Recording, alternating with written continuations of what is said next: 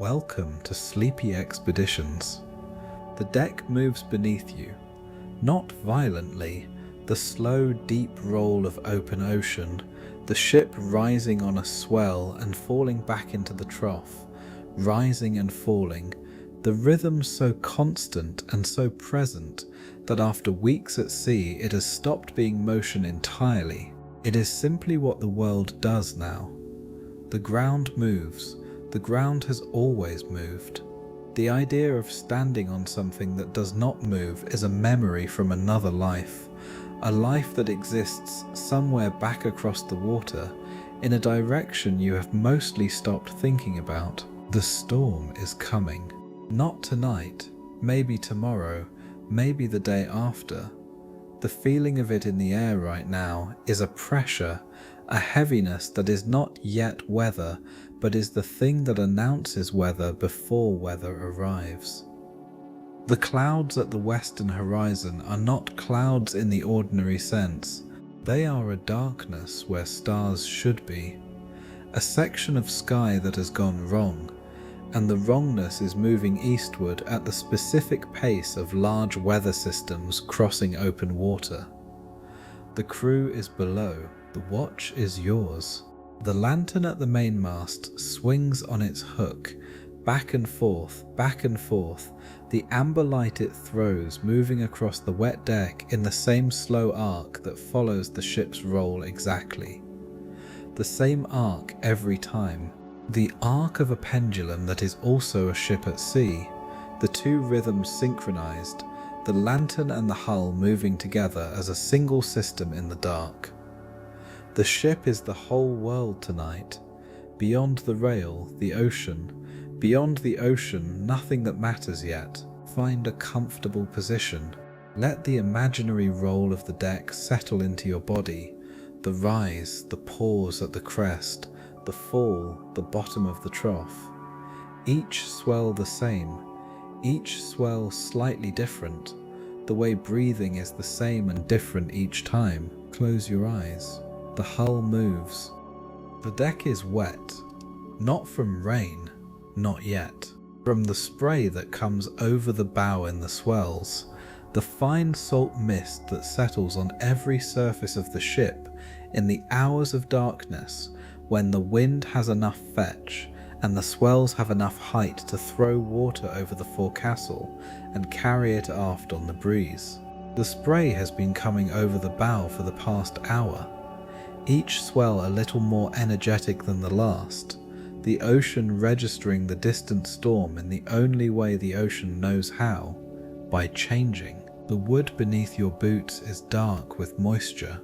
The grain of the deck planking is visible in the lantern light, the specific worn grain of timber that has been walked on for years, that has been scrubbed and caulked and repaired and scrubbed again.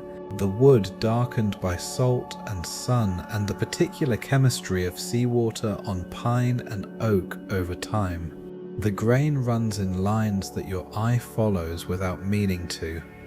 The patterns of the wood's growth visible in the deck, the way tree rings are visible in a stump.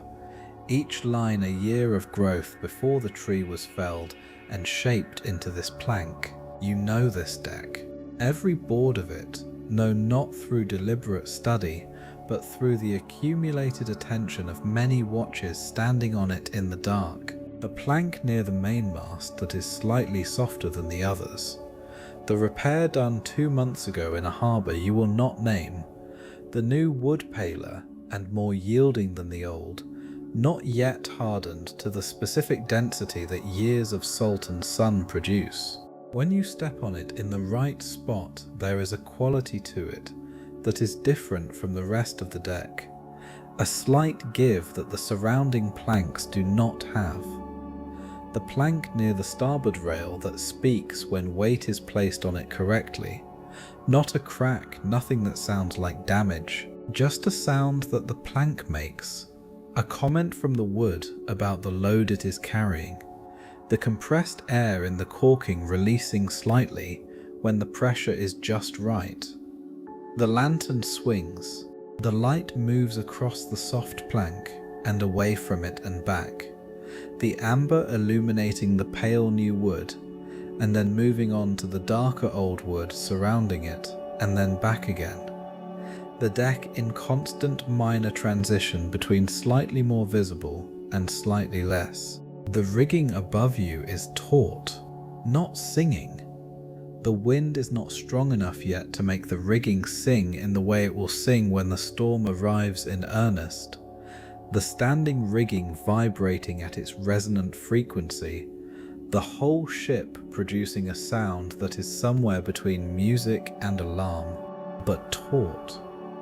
The specific tension of rope under working load, the stays and shrouds that hold the masts firm against the motion of the hull under sail, everything doing what it was rigged to do.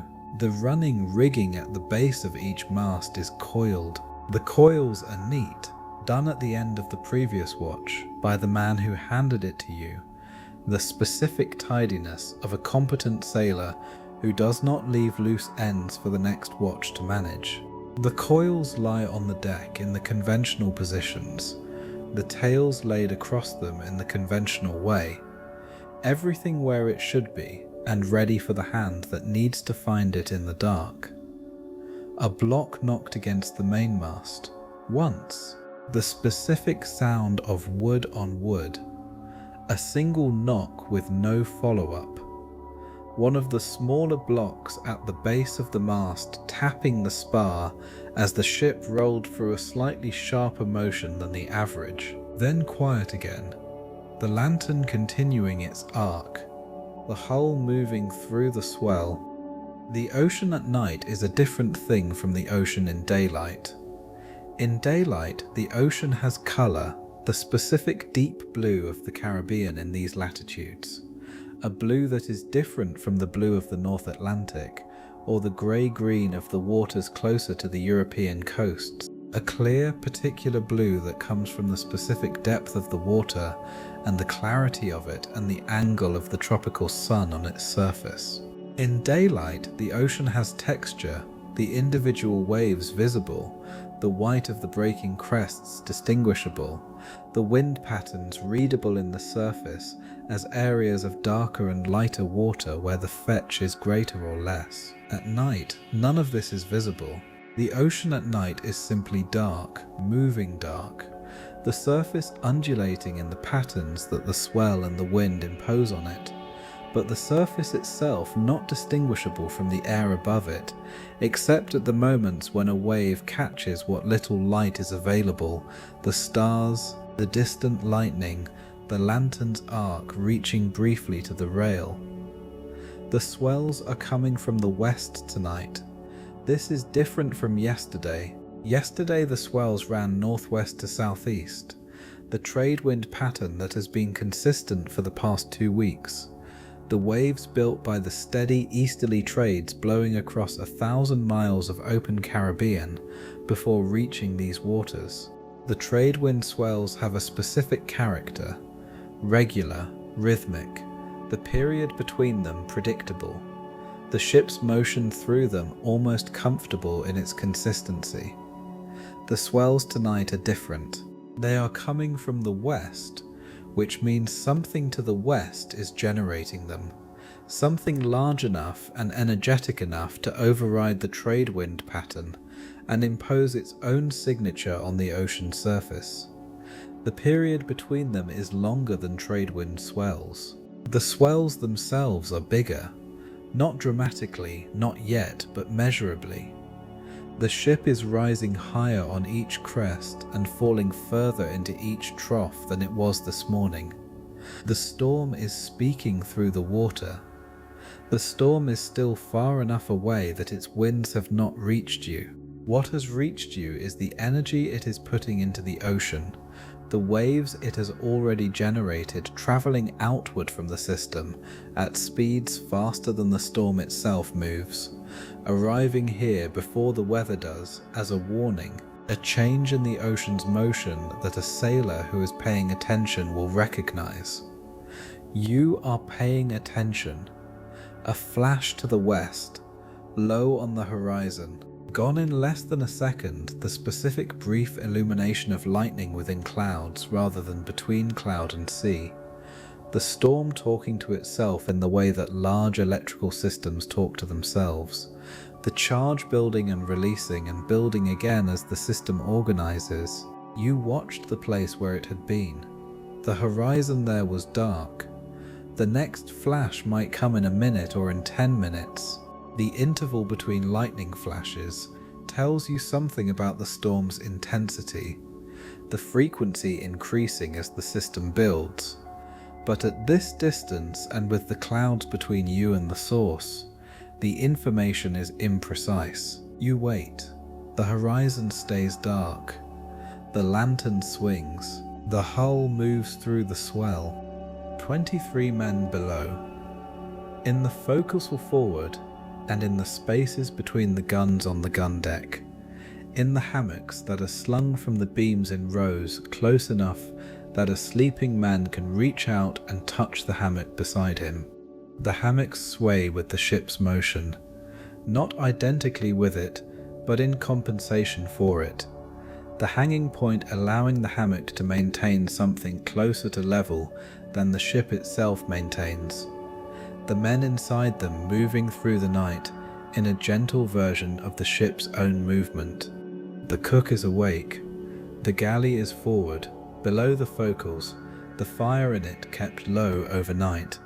Not out, never fully out, the specific discipline of a ship's cook who knows that cold food in the morning is a misery that a small amount of night attention can prevent.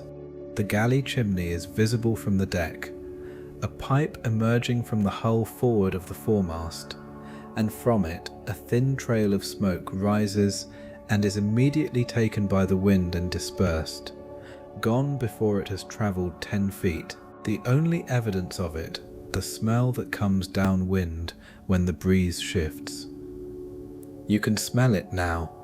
Wood smoke and something else, the ghost of whatever was cooked for the evening meal, absorbed into the cook's clothing and into the walls of the galley and into the smoke itself. The specific smell of a working ship's galley that is different from any other kind of kitchen smell, because it carries in it the salt air and the tar and the bilge and all the other smells of a ship that have combined with the cooking over months of meals. It is a specific smell. It is the smell of where you live. A sound from below, the particular creak of a hammock under a shifting weight, someone turning in sleep, the hemp rope stretching slightly to accommodate the new position, and then settling, then quiet. The man has turned and settled, and the hammock has adjusted, and everything is as it was. The watch below is asleep. They will know about the storm in the morning from the way the ship is moving when they wake, the changed roll, the new swell direction, the specific quality of the air that comes through the hatch when it opens, that tells a sailor, before any other information reaches him, what the weather is doing. But that is morning. Right now they are in their hammocks, in the dark below the waterline. The ocean 6 inches from their ears through the planking, the hull flexing slightly around them with each swell. They sleep through it the way you sleep through it, on the nights when the watch is not yours, the way you will sleep through it tonight, when the watch changes and the relief comes up the hatch and you go down, but not yet. The deck is still yours. The hull moves. The ship was built in Bristol 14 years ago, give or take. The exact year is in papers that are no longer available. The ship's history having passed through several sets of hands in ways that have not been meticulously documented, but the wood tells you something. The keel timber, visible from the bilge, is old-growth oak. The tight grain of it, the density of the annual rings, indicating a tree that grew slowly in English woodland for a very long time before it was felled and shaped into the spine of a ship. That timber is at least 20 years old. The ship built around it could not be much younger. She was a merchant vessel first. This is visible in the arrangement of the hold, the way the space below the gun deck is organized for cargo rather than for the specific requirements of a warship, the beams and the stanchions in positions that make sense for stowing goods in a way that they would not make sense if the ship had been designed from the keel up as a fighting vessel. The guns were added later. The gun ports cut through planking that was originally solid. The cuts clean but not the original construction. Someone modified her. Someone looked at a merchant brig and saw something that could be made more useful with the addition of 10 guns and the removal of some of the cargo capacity, and the installation of the additional water casks and powder magazine that a ship of this type requires. The hull is 14 years old and has been working for all 14 of them. The specific wear of continuous use is visible everywhere. The rail is smooth where hands have gripped it in the same places for years. The specific polish of wood that has been touched repeatedly. The natural oils of many hands absorbed into the grain. The surface rounded by contact in a way that a new rail is not. The main mast is marked at the height that the yard sits when it is lowered. A dark line worn into the wood by the yard's repeated contact during sail handling. The line so consistent that it has become a reference point. The copper sheathing on the underwater hull was put on 2 years ago. The worm had gotten into the original planking, the specific tropical worm that bores through unprotected wood below the waterline, creating the channels that weaken planking and eventually let the sea in. The copper kills the worm. The copper costs money. The decision to copper her was a decision that someone made who believed the ship was worth keeping. She has been worth keeping. She is here. She is rising on another swell now, the bow lifting against the weight of the oncoming water, the hull flexing around the curve of the wave, the planks taking the load and distributing it along the frames and back to the keel. She holds. The hull moves. The lantern is old. The brass of the housing has gone dark with age and salt air, not the bright brass of new metalwork, but the specific deep amber brown that brass becomes when it has been at sea long enough, when the salt has worked into the surface and the polishing has not kept pace with the tarnishing. The corners of the housing are rounded, the edges soft, the specific worn quality of a thing that has been handled many times over many years. The glass panels are scratched, not severely. The scratches are fine, accumulated over time, the kind that come from the small contacts that a lantern makes in the course of a working life. A rope brushing it, a hand grabbing it in rough weather, the specific minor violence that objects experience when they are in daily use on a ship. One panel is cracked. The crack runs from the upper left corner diagonally toward the center, stopping about halfway across the glass. The carpenter repaired it 3 months ago with a strip of lead hammered into the crack. Not a perfect repair, but adequate. The lead preventing the crack from extending further, and the light still passing through the repaired panel, with only the shadow of the lead strip as evidence of what happened. When the lantern swings so that panel faces the deck, the shadow of the lead strip moves across the planking, a thin diagonal line crossing the amber light, a mark within the mark of the lantern. You have been watching this shadow without noticing it for an hour. The candle inside the lantern is half gone. The wax reduced to approximately the halfway point of the original candle. The flame now lower in the housing than when the watch began. The light it produces slightly less than when you started, not noticeably less. The eye adjusts to changes in light level gradually without registering the change. But the flame is lower, the wax is less. The candle has been burning steadily since before you took the watch, and will continue burning until it is done, or until the relief comes up and replaces it, whichever comes first. The light reaches across the deck in its arc. It reaches the mainmast and the coiled rigging at its base, and the softer plank near it, and the wet wood around all of it. And then it withdraws, and then it reaches again, the arc of the lantern, the arc of the ship, both moving together. Beyond the circle of the lantern's light, the night is complete. The bow is in darkness. Whatever is at the bowsprit, the forestay, the anchor and its chain, is invisible. The stern is in darkness. The rail in both directions disappears into the dark 10 feet from where you are standing. Above the lantern's reach, the rigging climbs into blackness.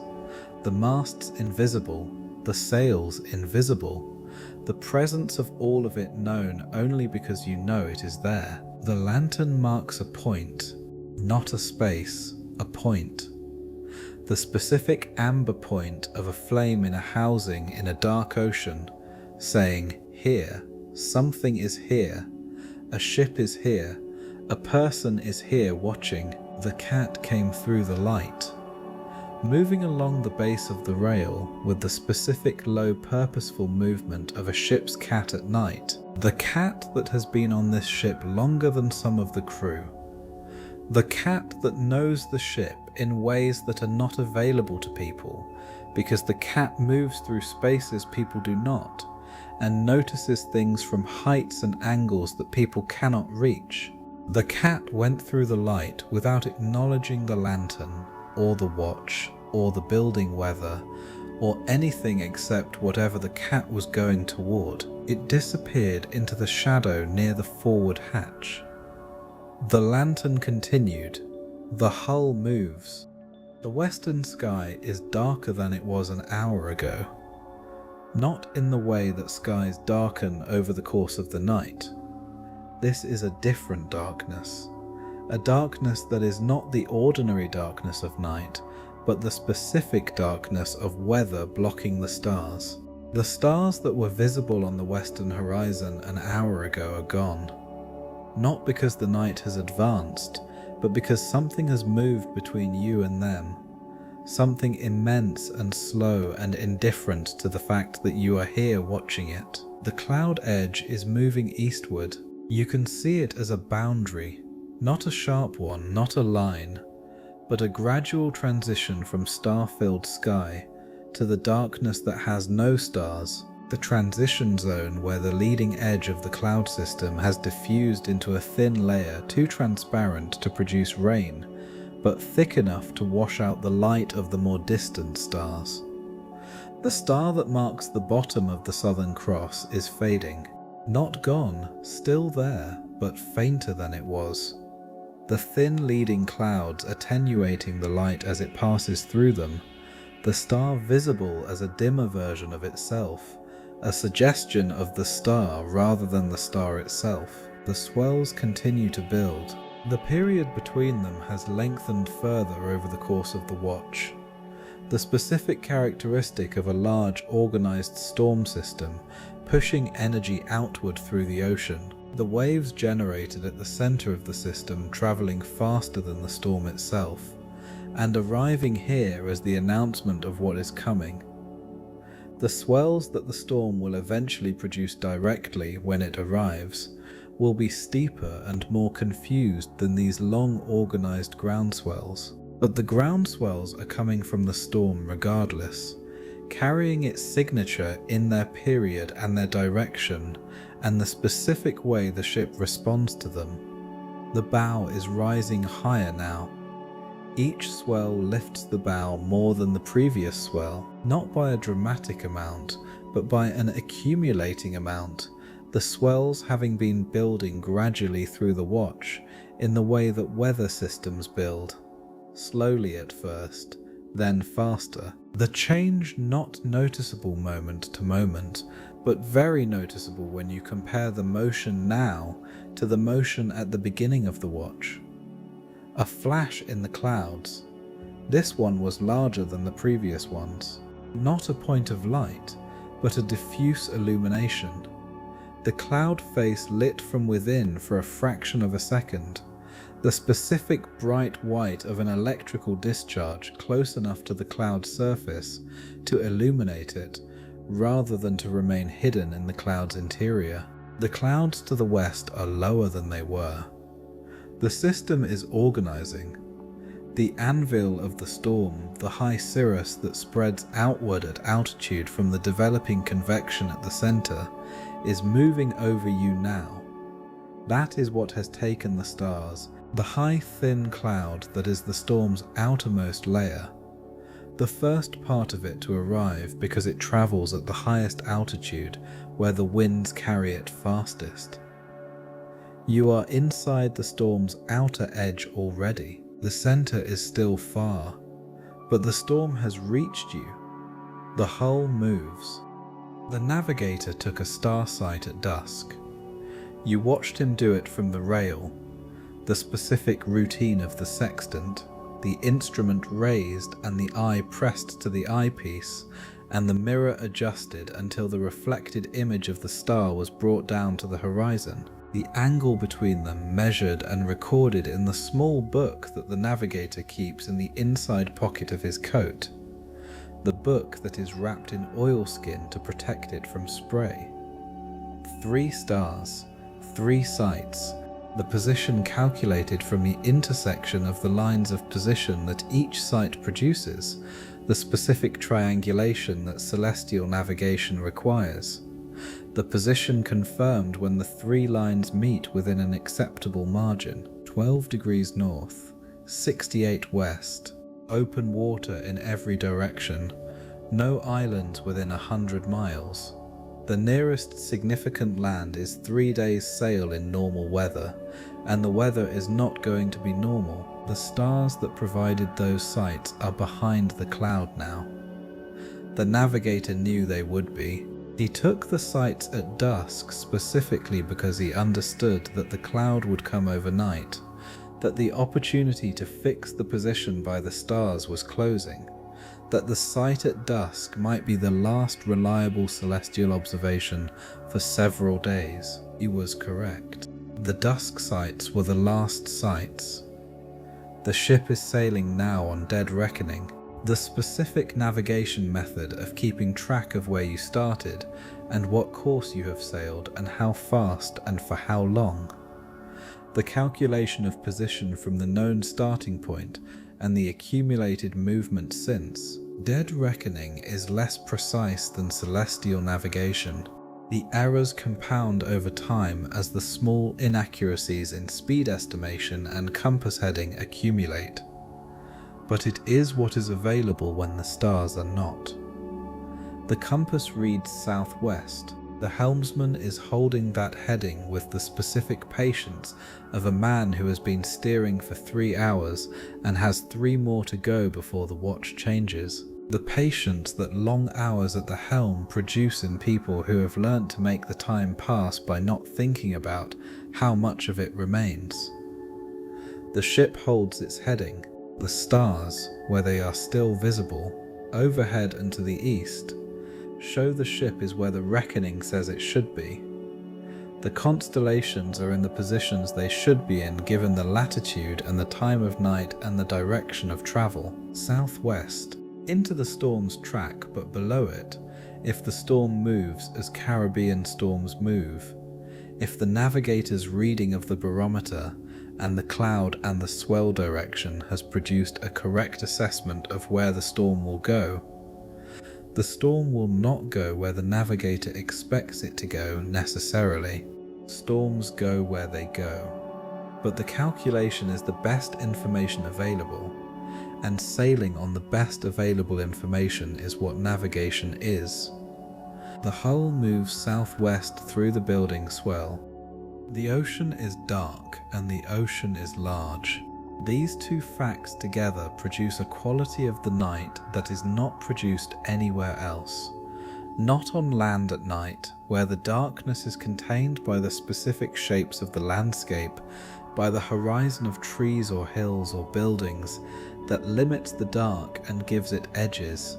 At sea, the dark has no edges except the sky above it, which is itself dark, and the horizon where the two meet at the specific distance that the curvature of the earth allows. 3 miles.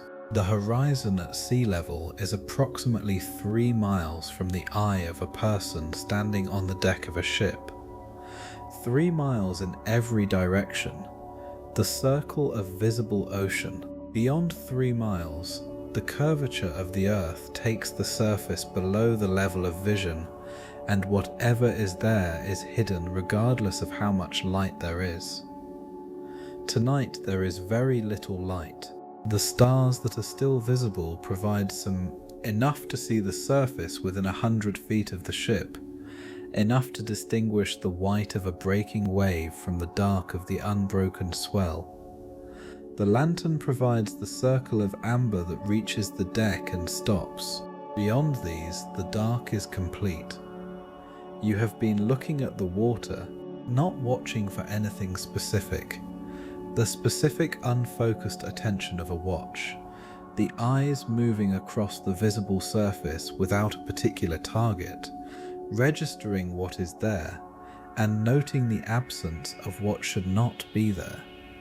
The swells are dark and unbroken, the faces of them catching the little available light, and reflecting it back as a moving quality of light, rather than anything specific, a surface, not an object.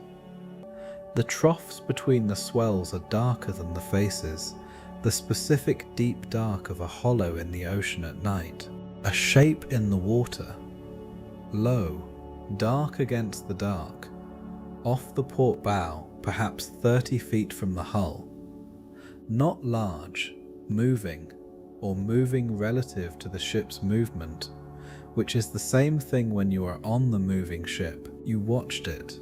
The swell passed over the spot, and the surface was ocean again. Turtle, most likely. The Caribbean is full of sea turtles in these waters, and turtles at night float near the surface, the specific low dark shape of a turtle's shell, visible when you are close enough and the light is sufficient. Or a piece of flotsam. The ocean carries things, planks and rope, and the accumulated debris of ships and ports, and the specific industry of coastal civilization. Whatever it was is past the ship now. Behind you, in the dark where you cannot see it, the ocean continues. A wooden ship is a specific acoustic environment. Not one sound, but many sounds, layered, each produced by a different part of the ship's structure doing what it does. The whole producing something that is not quite music and not quite noise, but is entirely itself, the voice of a ship at sea. The deepest sound is the hull, the specific low frequency of the hull flexing in the seaway, felt through the feet and the legs and up through the body more than heard through the ears. The frequency too low for easy hearing, but present in the body as a vibration, a continuous low note that never stops.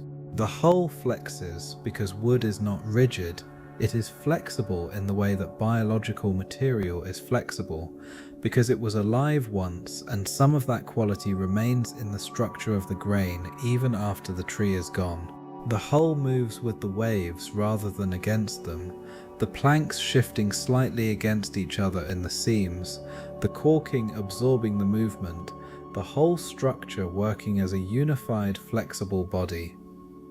This is what keeps it together. A rigid hull in these swells would develop stress fractures. The rigid joints would fail at the points of maximum stress. The ship would come apart at the seams it could not flex through. A wooden hull bends and survives. Above the hull sound, the rigging, The standing rigging, the stays that run from the masthead to the deck forward, and the shrouds that run from the masthead to the chain plates on the sides, is under constant tension, the load varying as the ship rolls and the angle of the masts changes. The tension produces a hum in the rope when the wind is sufficient, a tone that changes with wind speed and rope diameter, the rigging becoming an instrument of the weather. Tonight the standing rigging is not humming, the wind is not yet sufficient, but it is taut. You can hear the tautness in the system, the specific sound of rope at working tension, the small sounds it makes as the load shifts fractionally with each roll, the standing rigging speaking in small intervals. The running rigging is different. The halyards and sheets and braces that control the sails are under working load while the sails are set, but the ends of them are free, the bitter ends coiled on the deck, and the rope from there running up through the blocks to wherever it is needed. The free portions move when the ship moves. They slap against the mast occasionally. They shift against each other in the coils. A block knocked against the mast. Not the same knock as earlier, a different block, a different position, the sound coming from higher up, from one of the smaller blocks at the lower yard.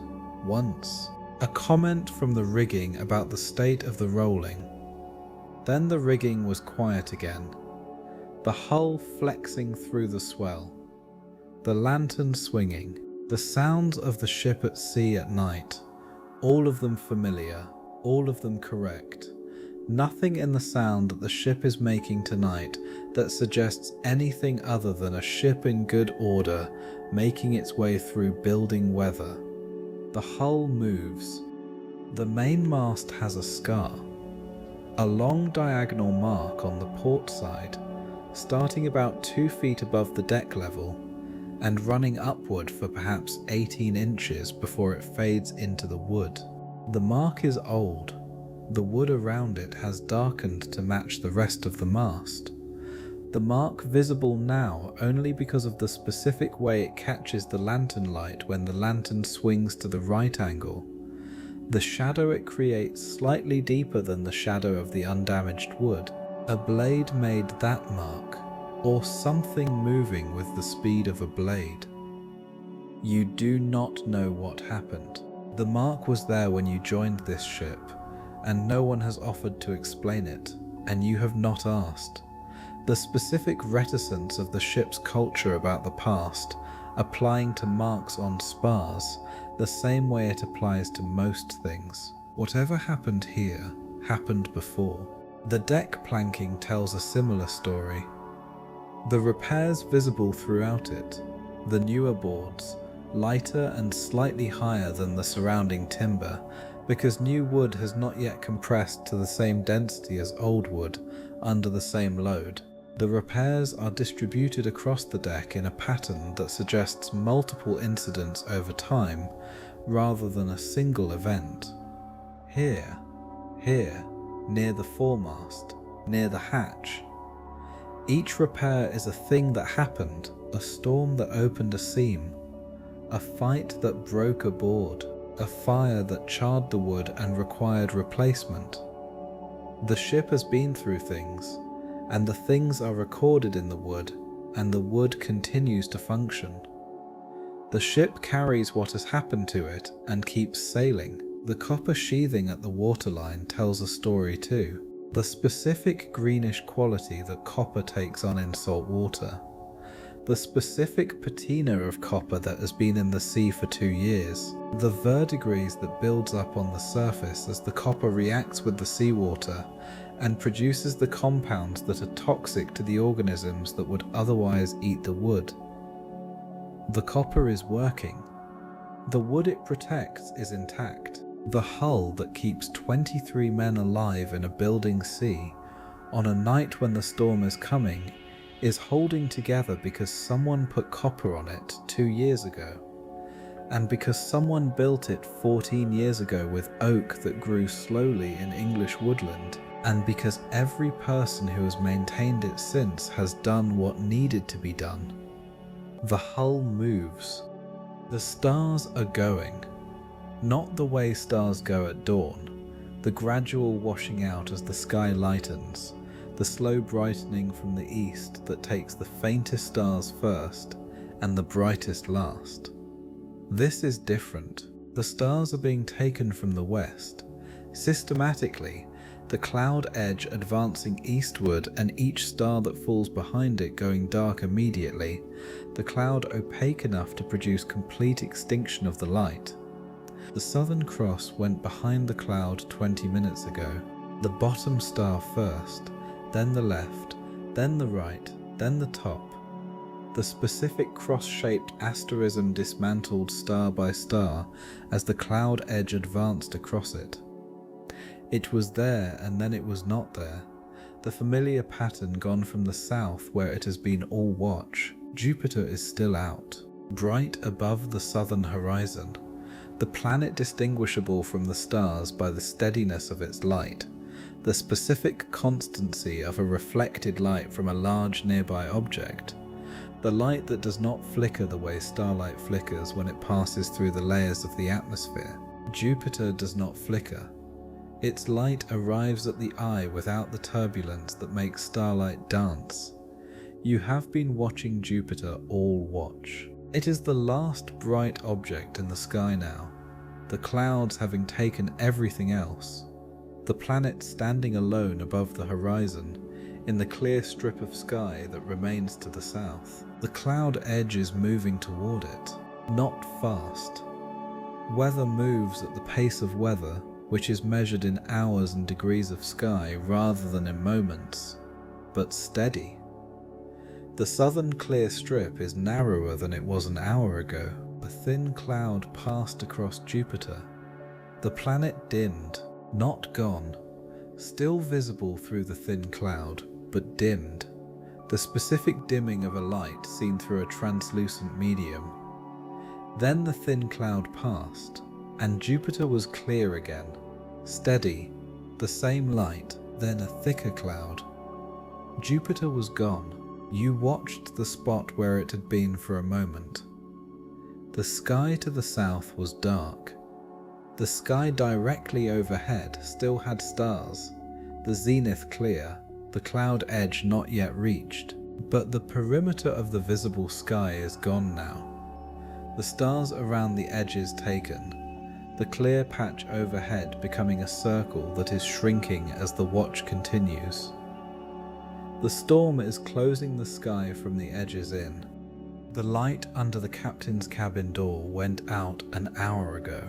Not suddenly, the specific gradual dimming that suggests a candle being intentionally extinguished rather than burning out, the light going from the thin amber line under the door to nothing in the way that controlled extinction produces. He sleeps before a storm.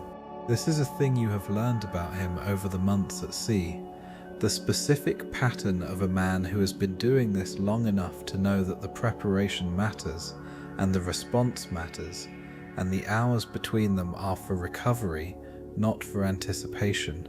He gave the orders at dusk, standing on the deck with the barometer reading in his hand, looking at the western horizon, reading the same clouds and the same swell pattern that you are reading now. He assessed and he decided, and he gave the orders.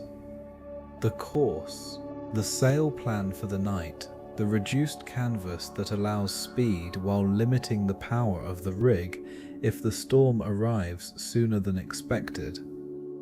The watch schedule unchanged, the routine of the ship maintained, the specific instructions for the conditions that require waking him versus the conditions that the watch can manage. Then he went below. The light under the door burned for another hour. You saw it from the deck, the thin amber line visible when you passed near the cabin hatchway on the way to the rail. Reading, perhaps. or writing in the log the entries that the day requires, the specific record of position and weather and ship's condition that is the logbook's purpose. Then the light went out. He is asleep now, in the bunk that is built into the stern of the ship, the specific furniture of a captain's cabin. Not luxurious, nothing on a ship of this kind is luxurious, but private, the privacy itself the luxury. The bunk is fixed, not a hammock, built into the structure of the ship, the man in it moving with the ship's motion without the compensation that a hammock provides. He sleeps through the motion the way he sleeps through everything, directly, without apparent difficulty. The specific capacity of a man who has been at sea long enough that the sea's motion is not a disturbance but a condition. The storm is building outside his cabin window. He is asleep. Rain. Not a downpour. Not yet. The specific large isolated drops that precede the rain, arriving one at a time with long intervals between them, each one a specific event rather than part of a continuous precipitation. One on the back of your hand, cold and large, leaving a mark on the skin that is still visible when the next drop has not yet come. One on the deck near the mainmast, the specific sound of a large drop on dry wood, a sound distinct from the sound of spray or of the ship's own moisture. One on the lantern glass. The sound of it on the glass is different from the sound on wood. Sharper, more immediate, the glass ringing slightly with the impact and then going quiet, then nothing for a long moment. Then another drop on the rail. The air has changed. Rain has a smell before it arrives in any quantity. The specific scent released when water meets dry surfaces for the first time. The compounds that dry material has been accumulating in the absence of moisture, released suddenly when moisture arrives. On the deck, it is the smell of dry pine planking receiving water, the grain opening slightly to accept the moisture and releasing the smell that has been locked in the wood. On the rigging, it is the smell of dry rope becoming wet. On the air itself, the smell of rain, the specific scent of precipitation falling through the atmosphere, of water that has condensed from vapor and is falling back to the surface, carrying with it the particular chemistry of the clouds it has fallen through. You know this smell. The storm has arrived at its leading edge, the thin outer bands where the rain is intermittent and the wind is not yet full. The center is still far. These drops are the beginning of a precipitation that will increase through the night and into tomorrow. The deck near the mainmast is darkening, wet patch by wet patch, each drop leaving its specific dark mark on the lighter dry wood surrounding it. The deck beginning the transition from dry to wet that the rain will complete over the next hours. The lantern flame tilted slightly, not from the rain, from a shift in the wind, the specific change in direction that comes as the outer bands of a storm approach, the wind backing slightly from its previous direction, a change subtle enough that the helmsman has not reported it yet, but large enough that the lantern noticed it first. The watch is ending, not by the clock but by the sky, the stars overhead, the last remaining stars in the circle of clear sky that the cloud has been closing all night, are going one by one as the cloud edge reaches the zenith and the circle shrinks to nothing. Below, the sounds of the watch coming awake, the specific sounds of the forecastle as the next watch prepares, the movement of bodies in hammocks, the sound of men who have been asleep for hours beginning the specific process of becoming awake, the low voices of the petty officer waking the watch, the sounds of the ship below you changing quality as the sleeping state transitions to waking. The hatch, the first man up, the specific cold air of the deck hitting him as he comes through the hatch, the man adjusting to the difference between below and above, reading the sky and the sea in the few seconds before he crosses the deck to where you are. He reads it the same way you have been reading it all watch. The western sky dark, the swell from the west, longer than the trade wind swell, the specific signature of an organizing storm system. The first drops of rain, the deck darkening in spots, the lantern still burning, the candle lower but not done. You tell him the course, the swell direction, the change in wind, the lightning you saw to the west, the intervals between the flashes, the last one closer than the first. He listens, he nods. The watch is his, the deck is his. You cross toward the hatch. The rain comes harder as you reach it. Not a downpour yet, but more than isolated drops, the precipitation thickening as the storm's outer bands advance, the deck darkening more broadly now, the lantern rain-specked, the hatch. Below, the forecastle is dark. The lanterns below are out. The sleeping watch does not need light, and light costs candles, and candles cost money. And a ship at sea conserves everything that can be conserved. The specific darkness of a below-deck space with no lanterns and no portholes. The darkness that is more complete than any darkness on land because there is no reflected light from the sky. No moon glow through thin curtains, nothing. You find your hammock by feel. The specific geography of the forecastle known to your hands and your feet without needing to see it. The beam that you duck under, the stanch that you put your hand on to orient, the position of your hammock in the row of hammocks, the slight difference in the way your hammock feels when you touch it, that distinguishes it from the ones beside it. You get in, the canvas receives you. The specific quality of a hammock that has been slept in many times by the same body. The canvas shaped to you in the way that any sleeping surface shapes to repeated use. The weave loosened at the points of greatest pressure. The material having adjusted to the specific weight and posture that you bring to it, night after night. It fits in the way that your sleeping place fits you. The ship rolls, the hammock compensates.